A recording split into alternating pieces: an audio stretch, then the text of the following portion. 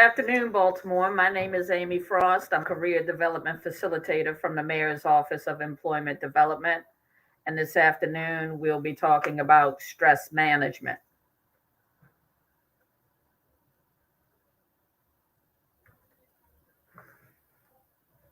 My name is Marilyn Waters. I am a career development facilitator with the Mayor's Office of Employment Development. I know this afternoon we will be talking about stress. In fact, you know what? I was a little stressed this past Sunday because the Baltimore Ravens lost to the Pittsburgh Steelers. How many people out there are Baltimore Ravens fans? Woo! Yay! Woo, Raven! Hey, if the coach had not gone for that 2-point conversion and just let Justin Tucker kick a field goal, we would have tied the game, went into overtime, and I'm quite sure we would have beat those Steelers. Hey, because in fact we want to keep the Steelers in the hunt because we want to stay in the lead in our division because the goal is for us to go to the Super Bowl. Woo! All right. Bowl. Okay, now we got to get down to business. It is my pleasure to be hosting this presentation with Amy Frost because I have actually read some of her work and I found that her work is very informative and very interesting. So with that said, Amy will lead the presentation. I'm going to jump in on some slides and then she's going to come in and finish it up. Okay, Amy? Before we get started on the PowerPoint, let's update a little bit about what's going on with the Mayor's Office of Employment Development. I have notification that all the centers are open for business. That includes the Northwest One Stop Center, also known as the Re-Entry Center up at Mondawmin, the East Side Yo, the Workforce Reception Center, Bond Secure Community Works, Govins Ecumenical Development Corporation, and our partner site, My Brother's Keeper. So as you see on the screen, the very first PowerPoint, stress management. What is stress and what are the effects of stress and the sources of stress and how to prevent stress? This is very important stuff when you talk about how to manage your physical and emotional well-being. What is stress? Stress is an emotional and physical reaction that everyone experiences in any situation we might find challenging, frightening, or difficult. It is the wear and tear of our bodies experience during change. Is stress bad? The answer can be yes, and the answer can be no. Well, how can that be? You want to know how can it be it's bad for us, but also good for us? Our physical and emotional reaction to stress have both a positive and negative effects on us. If you manage it positively, it helps to add flavor to our challenging lives. It can act as motivation and give us a much needed push. However, sometimes it becomes worse and difficult to handle. It can become destructive and turn into distress. Distress can affect physical and mental activities.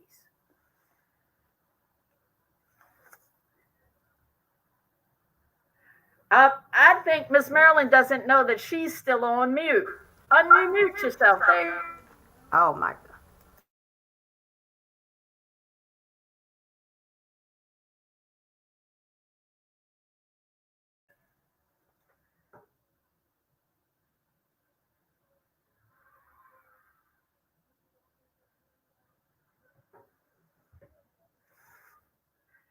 Okay, at this time, I'm going to take over. It seems like Miss Marilyn is having some technical difficulties with her microphone.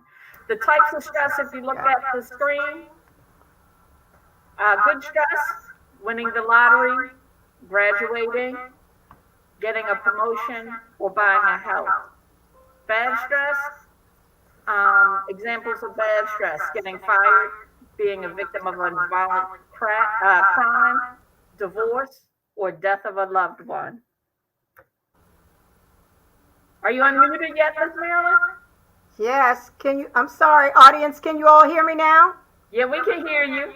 Okay, well, Amy mentioned as far as the bad stress getting fired. And that's one thing, like I said, you don't ever want to do because that's very stressful. Because then you have to start the process all over again as far as sending out resumes and completing applications. Victim of a violent act. If that could be sexual assault or just any kind of assault. And that could really, like I said, put you in a depression. You might have to maybe seek counseling, such as seeing a therapist. A divorce, that's also stressful because let's say, hey, one partner, as far as that could have been the breadwinner. So it's loss of income. So that could be financial and emotional. And if children are involved, then the kids are also very stressful. Death of a loved one, significant other, a child, parent, grandparents. That takes a while in getting over a death of anyone. Good stress. Good stress can help to enhance or improve our performance. It increases motivation to complete tasks. That could be tasks at work. You're working on a special assignment and you want to complete that task. Or tasks you might have at home that you're working on and you want to make sure that you complete them. Protects you from harm. Example, may prevent you from walking down a dark alley at night. Now, yes, that's stress. Like I said, hey, you want to be stressed because guess what? You want to be alert in case, like I said, you could be attacked or someone following you. So you want to be aware of that. Good stress. These are good stress results. Good stress results. This enables concentration, meaning keeping you focused. It can increase performance in performance on, let's say, a job, or let's say even in school, taking a test. Energizes us into motion. Hey, you might feel like I said, hey, as far as that good stress, you have so much energy until you feel like you can run a marathon. Bad stress. Situations that are the source of continual physical and or emotional stress reactions, causing the body to never relax. A body that never rests is more likely to suffer from muscle tension and ailments like depressions, ulcers, high blood pressure, burnout, fatigue, panic attacks, and anxiety. Can break your body down, bad stress. These are some pictures. Like I said, the bad stress results. Loss of motivation, which means you're not focused. So you can't really do too much. You don't feel like you can do too much. It reduces your effectiveness of, let's say, even doing your job, if it's, like I said, on the job. So like I said, you're less effective. Also, let's say in school, you know that you're studying for an exam. And like I said, hey, if you're not focused, then like I said, you could be very unproductive as far as focusing for that test. Physical, mental, and behavioral problems. Let's look at the picture. You can see what physical, mental, and behavioral problems can do when you are under a lot of stress. It's panic, it's depression, schizophrenia, and any of these things. You might have to maybe see a therapist. Like I said, stress can really break you down. So you want to make sure that you stay healthy, eat the right things, and also exercise. Okay, Miss Amy's going to take it from there. Signs of stress, which are feelings, thoughts, behavioral, and physical.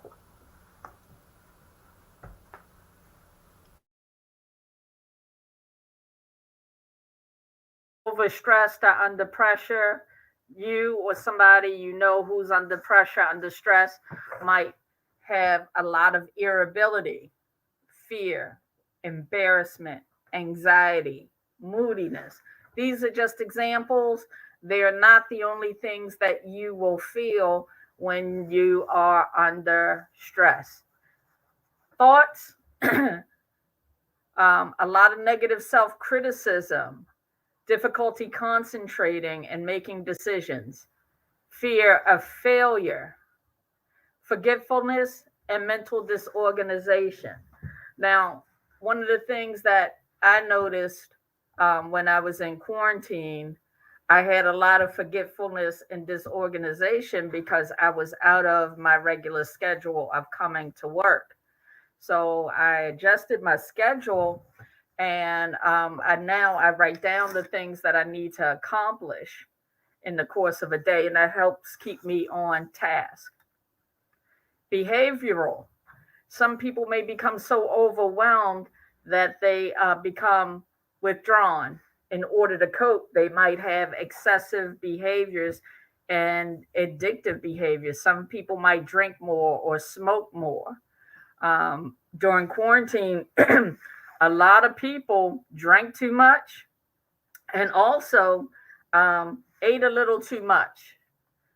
Another behavioral issue is lack of punctuality. So folks who are under stress, under pressure, may have a bad habit of being late. Physical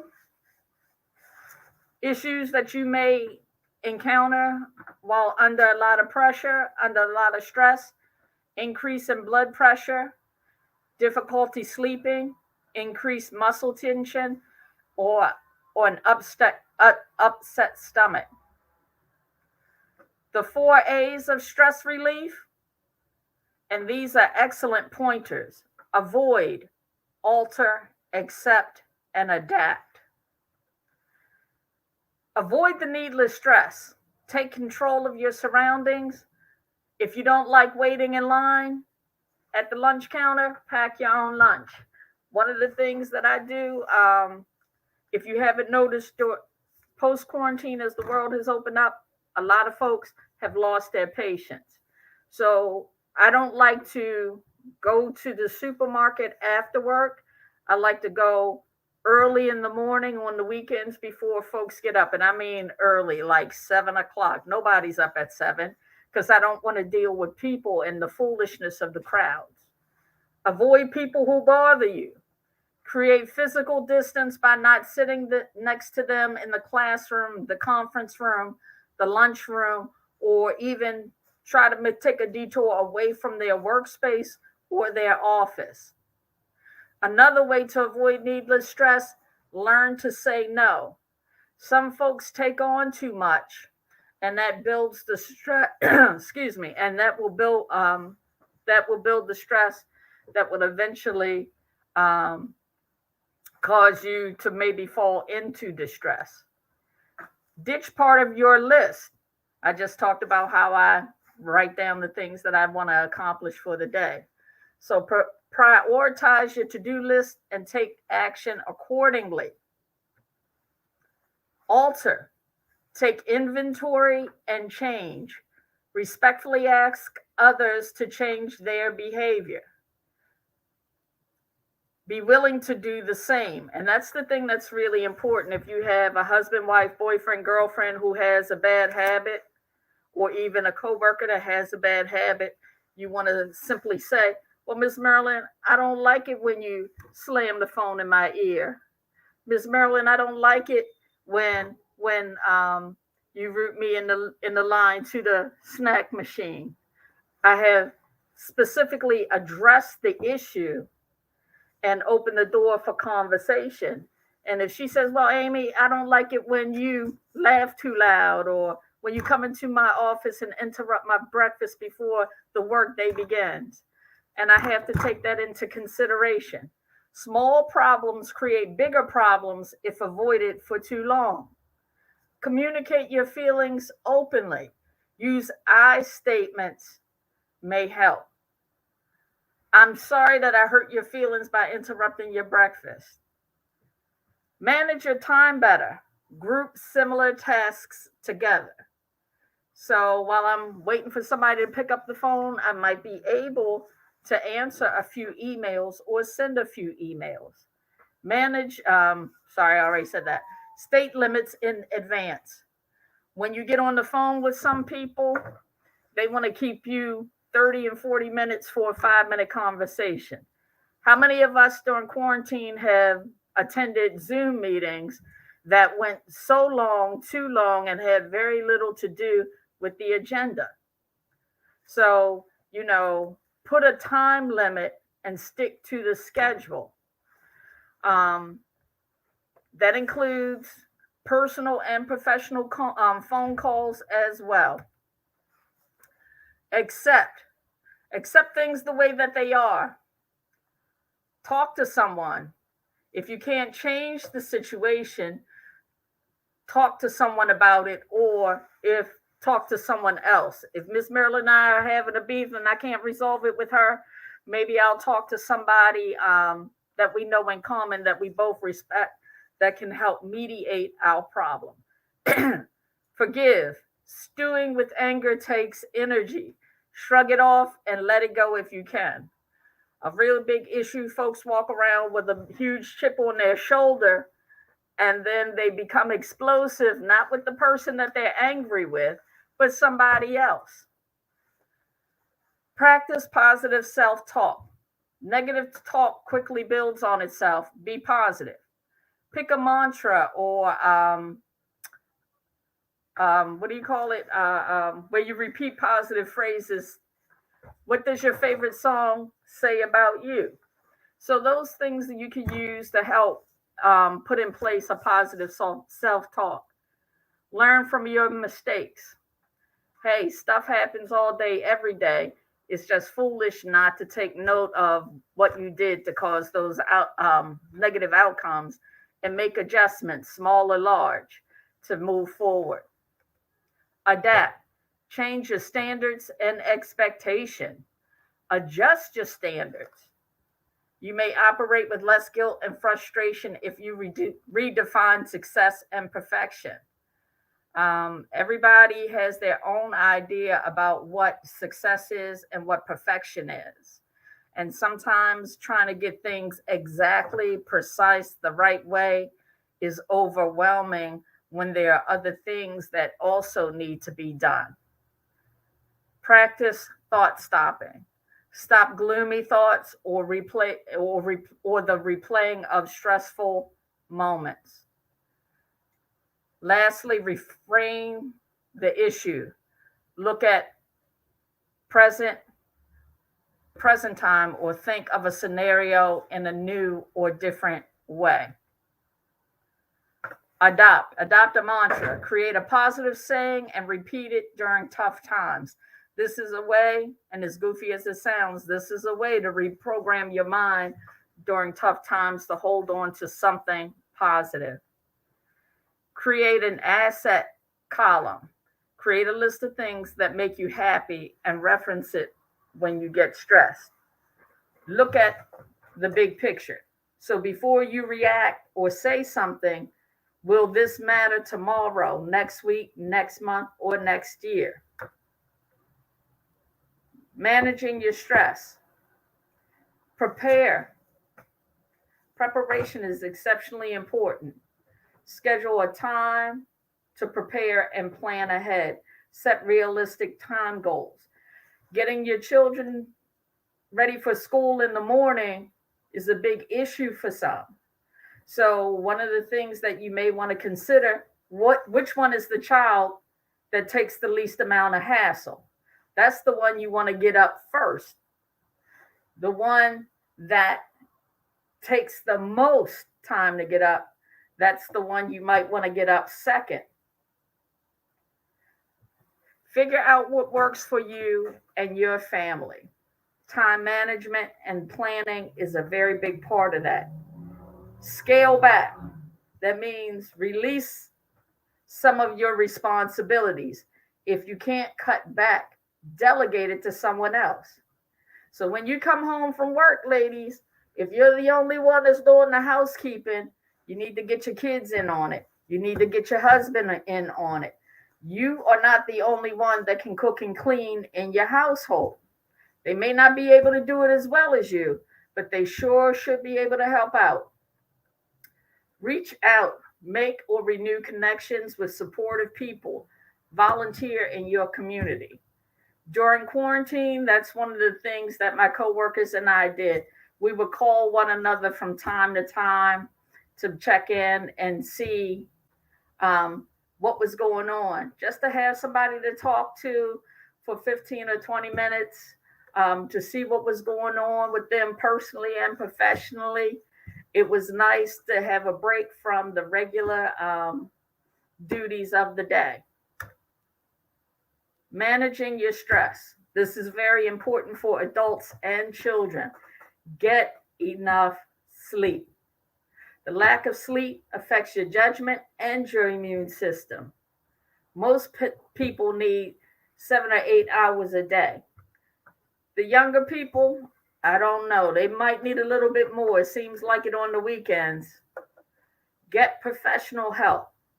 Do not be embarrassed or ashamed to seek out professional help. They even have it online now where you can have a video conference with a licensed therapist. One of the things about seeking support from family and friends, it is helpful. Unfortunately, a lot of our family and friends are in the same or similar situations as we are. And professional help is really different than the support we may get from family and friends. So if you feel the weight of the world heavy on you and you're not getting a relief from talking to family or friends, do seek out mental health support. Ongoing and one of the most another important reason why is because chronic stress can negatively affect you, not just your mental health but your physical health as well. Now let's get to the stress relievers. You want to read this one, Miss Marilyn, or you want me to? Hey, stress relievers. Here are some stress relievers. Get active, be active, meditate. Take some time for yourself and just meditate. Laugh, have fun.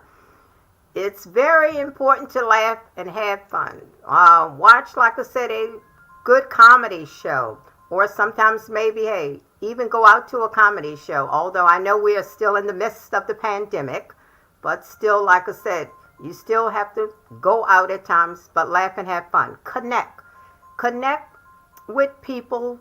In fact, connect with some people that you have not connected with in a very long time. So reach out to those individuals. Assert yourself. Do yoga. I have a couple of buddies of mine that practice yoga, and they find that very, like I said, very stress relieved. Write a journal each day. Get some sleep, get some rest. As they always said, it's important to have at least 8 hours a day of sleep, although sometimes, like I said, in working or getting to school all the time, we might can't do 8 hours, but at least 6 or 7.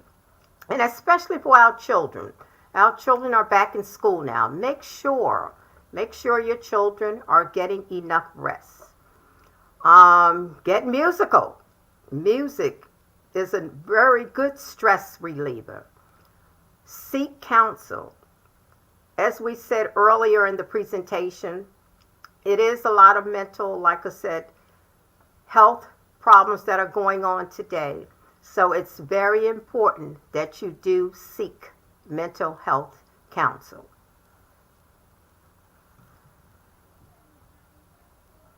Okay. And before I move on to the conclusion, I do want to talk about getting active, meditating, doing yoga. Those are things that you can find on YouTube. I recommend children's yoga for adults and children. You don't have to be really bendy, you just have to be willing to try. Meditation, you don't have to be all in the zone with the om but you can just sit still and be quiet. We feel as though in 2021, after a year and a half of quarantine, that we have to get up and move and always be busy. Sometimes you just need to sit still and be quiet. And our kids need that too, because always dealing with the radio and the TV and the electronic gadgets, we overstimulate our mind. And sometimes when we can't sleep, it's not always about the worry, it's because our brains are still going and going, and we haven't come down yet to a level where we are able to sleep. In conclusion, stress is natural and can be good. Identify what your negative stressors are. Identify how to deal with the stress they produce. Decide how to cope with stress and try something new. And if you don't want to go out to a show because there's too many people, you can find comedy shows on YouTube. If you got Netflix and Hulu, watch a sitcom. Laughing helps release the good chemicals that help you feel better. Decide how to cope with your stress. Try something new. Try that. And lastly, take action. Now for our activities. I don't know how many people out there have had the opportunity to go to an acupuncture or have an acupressure appointment. Jinshin Jiu-Jitsu is very basic. It can be used for adults and children. So the viewers at home, if you would, hold your hand up. Wave them in the air. You waved them in the air. Now, Jinshin is very simplistic. If you look at the diagram, each finger represents a particular emotion. All you have to do is hold a finger for 10 seconds or longer. The hand has over 100 pressure points in it. Have you ever wondered why, when you hold hands, it pulls out such emotion? It's so sensual, it's so sexy, it's so soothing. Touch is the first lesson, is the first language. Touch is the first language we learn. And as simplistic as this sounds, could I get the next slide, please? Jinshin is a gentle form of acupuncture therapy.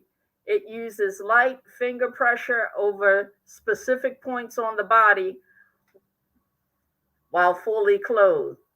Jinshin restores the flow of energy, which may be blocked due to illness or pain. Jinshin is beneficial for a variety of conditions, including acute and chronic pain, increasing immune function, eliminating fatigue, reducing stress, and improving digestion.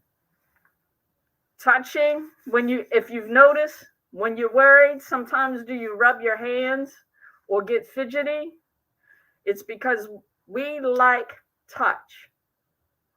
And combining traditional Chinese medicine with that and holding your fingers, it relaxes and stimulates those pressure points that will help you feel better. Try this with your kids when they get a little bit hyper and can't rest to go to bed. Give it a try. What can it hurt? Now, what to do? You just need to hold the appropriate finger until you experience a shift in energy. This can be done whether you're talking, listening, watching, moving, or sitting quietly.